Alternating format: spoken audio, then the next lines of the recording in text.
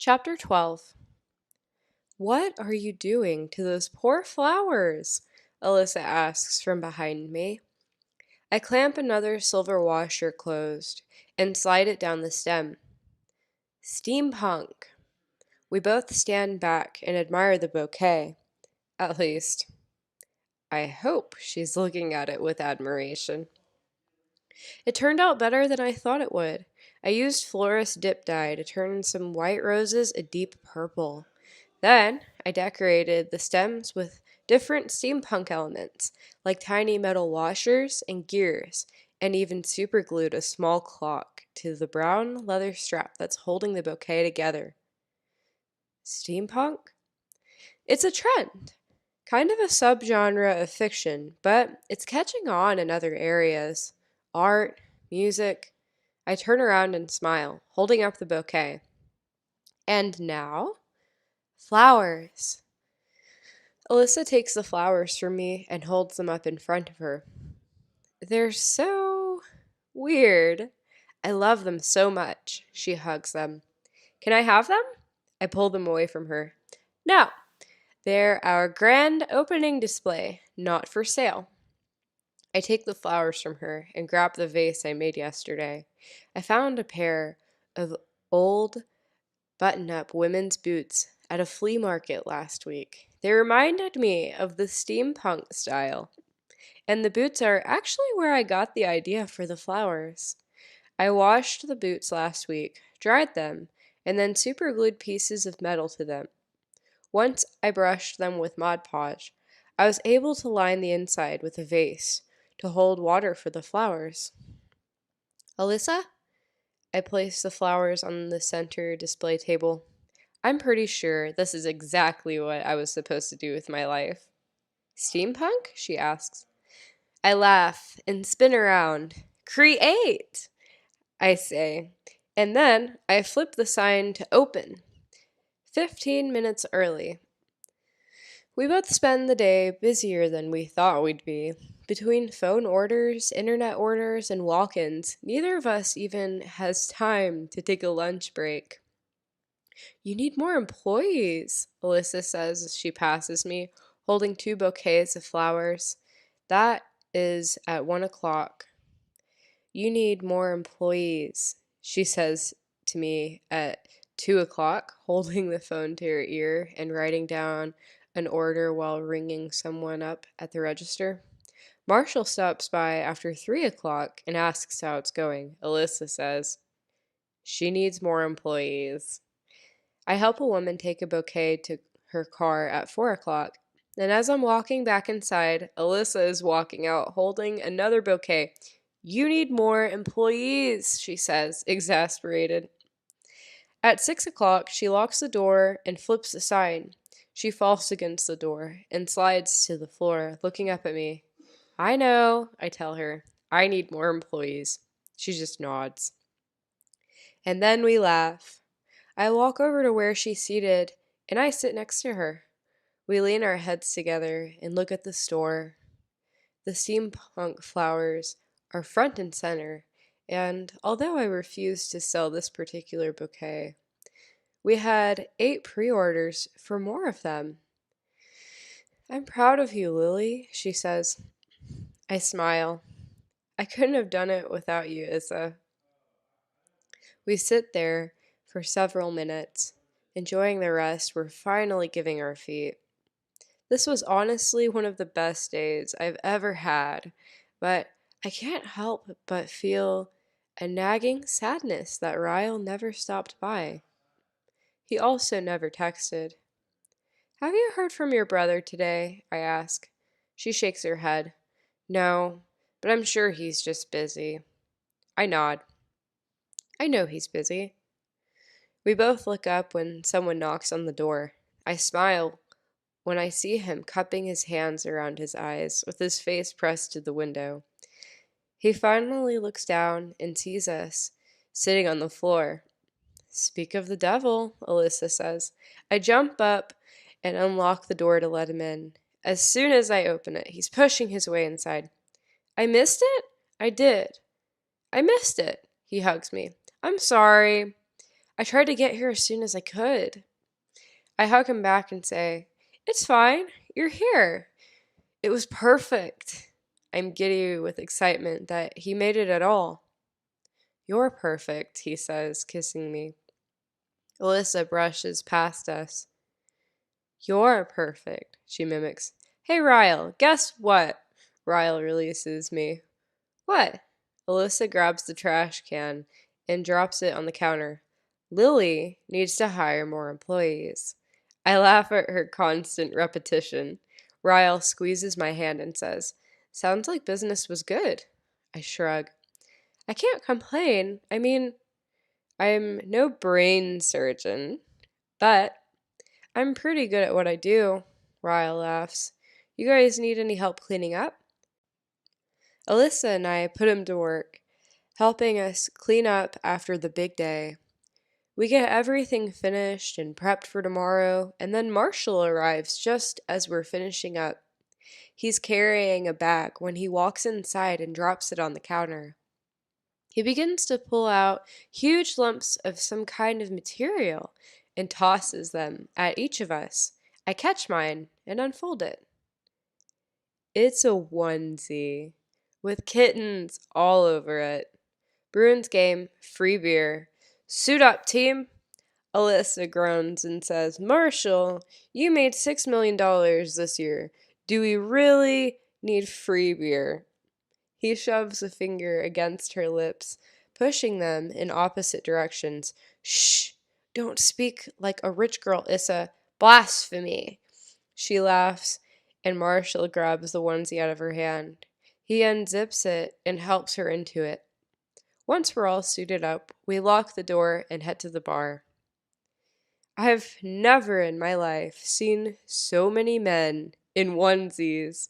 Alyssa and I are the only women wearing them, but I kind of like that. It's loud, so loud, and each time the Bruins make a good play, Alyssa and I have to cover our ears from the screams. After about half an hour, a booth on the top floor opens up, and we all run upstairs to claim it. "Much better," Alyssa says as we slide in. "It's much quieter up here, although still loud compared to normal standards." A waitress comes over to take our drink order. I order red wine, and as soon as I do, Marshall practically jumps out of his seat. "Wine?" he yells. "You're in a onesie! You don't get free wine with a onesie!" He tells the waitress to bring me a beer instead. Ryle tells her to bring me wine. Alyssa wants water, and this upsets Marshall even more.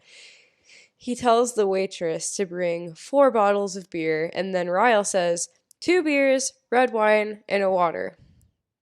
The waitress is very confused by the time she leaves our table. Marshall throws his arm around Alyssa and kisses her. "How am I supposed to try and knock you up tonight if you aren't a little wasted?" The look on Alyssa's face changes, and I instantly feel bad for her. I know Marshall only said that in fun, but it has to bother her. She was just telling me a few days ago how depressed she is that she can't get pregnant. "I can't have beer, Marshall."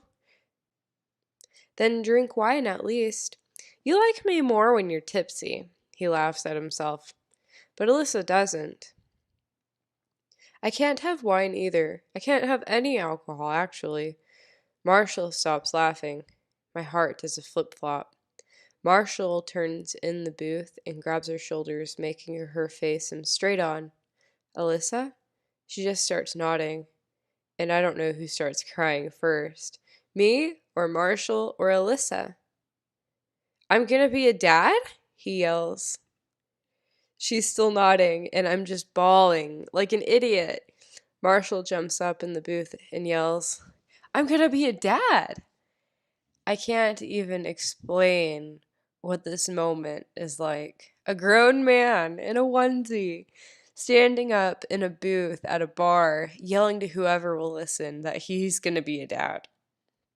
He pulls her up, and they're both standing in the booth now. He kisses her, and it's the sweetest thing I've ever seen. until I look at Ryle and catch him chewing on his bottom lip like he's trying to blink back a potential tear. He glances at me and sees me staring, so he looks away. "Shut up," he says. "She's my sister." I smile and lean over and kiss him on the cheek. "Congratulations, Uncle Ryle." Once the parents-to-be stop making out in the booth, Ryle and I both stand up and congratulate them. Alyssa says she's been feeling sick for a while, but just took a test this morning before our grand opening. She was going to wait and tell Marshall tonight when they got home, but she couldn't hold it in for another second. Our drinks come, and we order food. Once the waitress walks away, I look at Marshall. "How did you two meet?" He says, "Alyssa tells the story better than I do." Alyssa perks up and leans forward. "I hated him," she says. "He was Ryle's best friend, and he was always at the house. I thought he was so annoying. He had just moved to Ohio from Boston, and he had that Boston accent. He thought it made him so cool, but I just wanted to slap him every time he spoke." "She's so sweet," Marshall says sarcastically. "You were an idiot," Alyssa replies, rolling her eyes. "Anyway, one day Ryle and I had a few friends over. Nothing big, but our parents were out of town, so of course we had a little get-together. There were 30 people there," Ryle says. "It was a party." "Okay, a party," Alyssa says. I walked into the kitchen and Marshall was standing there, pressed up against some floozy. "She wasn't a floozy," he says. "She was a nice girl. Tasted like Cheetos, but—" Alyssa glares at him, so he shuts up. She turns back to me. "I lost it," she says. "I started yelling at him to take his horse to his own house. The girl was literally so terrified of me, she ran for the door and didn't come back." "Cockblocker," Marshall says. Alyssa punches him in the shoulder. "Anyway, after I cockblocked him, I ran to my room, embarrassed that I did that. It was out of pure jealousy, and I didn't even realize I liked him that way until I saw his hands on some other girl's ass.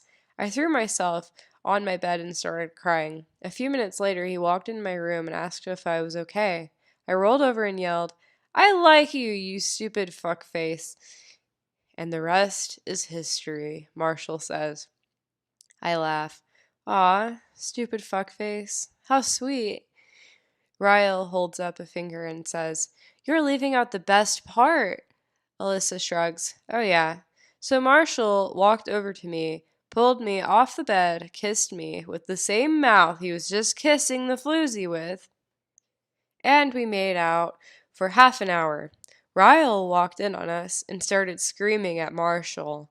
Then Marshall pushed Ryle out of my bedroom, locked the door, and made out with me for another hour. Ryle is shaking his head. "Betrayed by my best friend." Marshall pulls Alyssa to him.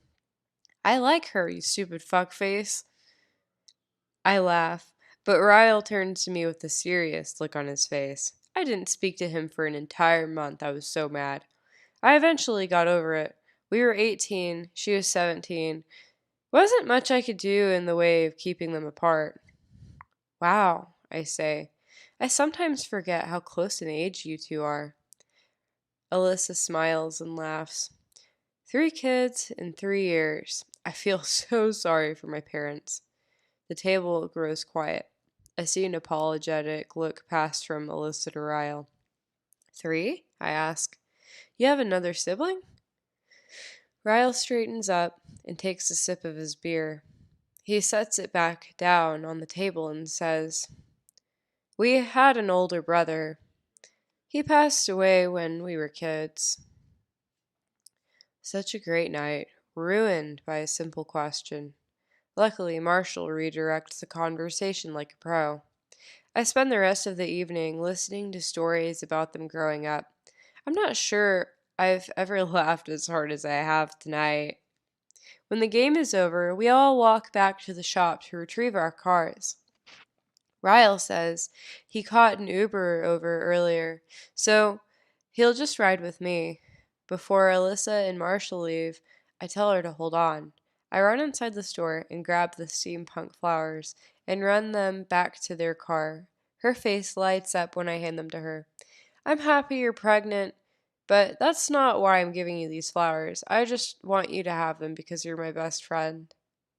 Alyssa squeezes me and whispers in my ear, I hope he marries you someday. We'll be even better sisters. She climbs inside the car and they leave, and I just stand there watching them because I don't know that I've ever had a friend like her in my whole life. Maybe it's the wine. I don't know, but I love today. Everything about it. I especially love how Ryle looks leaning against my car watching me. You're really beautiful when you're happy. Ah, this day. Perfect. We are making our way up the stairs to my apartment when Ryle grabs my waist and pushes me against the wall. He just starts kissing me right there in the stairwell. Impatient, I mutter. He laughs and cups my ass with both of his hands. Nope, it's the onesie. You really should consider making this your business attire.